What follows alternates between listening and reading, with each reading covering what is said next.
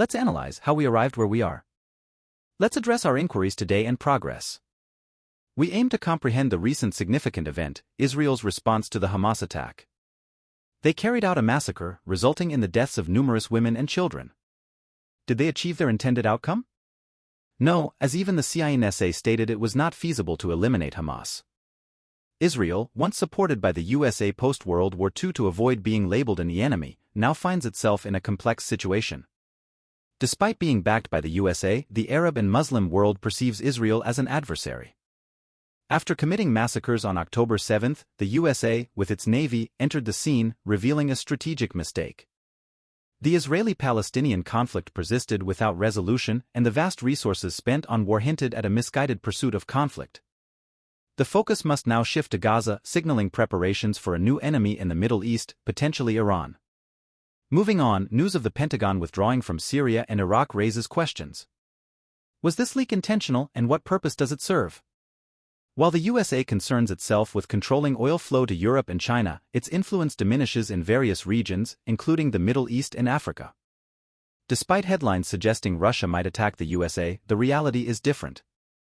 The USA strategically creates an other in Europe, fostering fear or hope within NATO. Returning to the topic of the US withdrawal, a careful examination is required, considering the intricate web of international relations. Regardless of Europe's ties with the Middle East, China has established relations with countries from Iran to Saudi Arabia, securing its oil interests. The recent revelation of a deep agreement between Saudi Arabia and Iran in 2021 adds complexity to the geopolitical landscape. As tensions rise, Iran showcases its military strength, emphasizing the need for self-defense. The region, potentially abandoned by the USA, witnesses signs of chaos. The USA's presence in the Middle East aims to curb the growth of its rivals, with China anticipated to suffer the most if a larger war erupts. Considering Trump's stance on non-interference, the USA's grand plan revolves around Europe and China. Reflecting on history, France's withdrawal from NATO's military wing in 1966 and subsequent return in 2009 illustrates the dynamics of alliance building in response to perceived threats.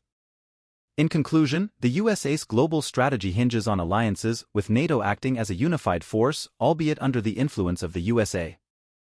The geopolitical landscape remains intricate, shaped by shifting alliances, regional conflicts, and the pursuit of power. And the path chosen was China. Previously, the entry of Russia into Ukraine was expected to heighten concerns. It appeared as if establishing ties with Beijing in the Middle East was deemed necessary before engaging with China directly.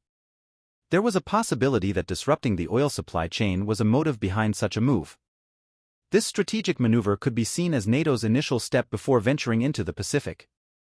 As Trump's team approached the White House, they made a bold prediction: in the next 10 years, we will contend with China over the islands in the South China Sea. There is no doubt about that.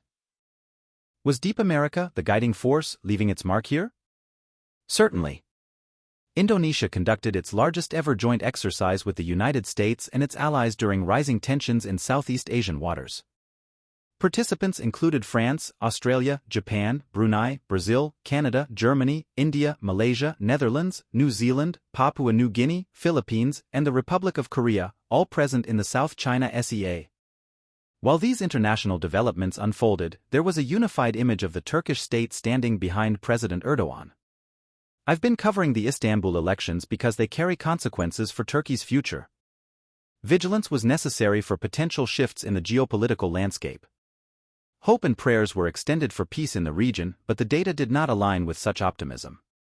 Disruptions to the Silk Road could have been orchestrated through a complex network involving Israel, Hamas, Palestine, the Kurdish Kurd, YPG, PKK, Hezbollah, Houthis, and Iran.